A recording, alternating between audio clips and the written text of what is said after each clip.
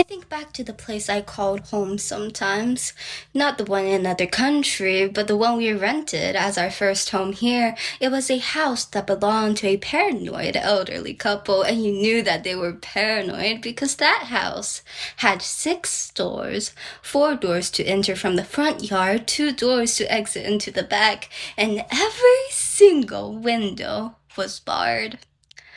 And I thought it was foolish because the house was made of wood. What if it catches on fire in the middle of the night? It takes so much time trying to figure out the four doors in a panic in an emergency. You'd be burnt alive before you can escape, especially if you're elderly and especially if you can't jump out the window either because they were barred, obviously. Not that it's a good idea for old people to jump out of a two-story window either.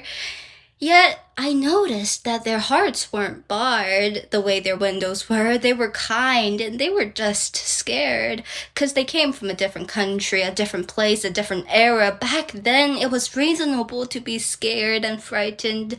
And so when they came here, they got the opportunity to, so they installed the doors for a sense of security they never got back in their home country.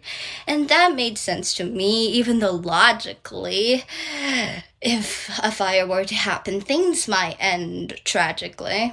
I feel sad because right here where I am, even though many things in my life hold great uncertainty, I feel the sense of security that they don't.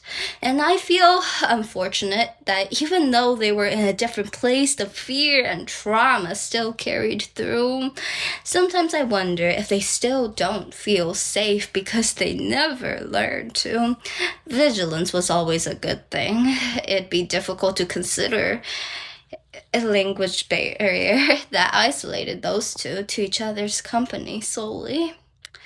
It's just that sometimes I think about how they turned that house into their home, fortified with doors and bars on windows, secured and always locked. Looking back, that house feels like a psych ward or a prison house that meant to lock someone up.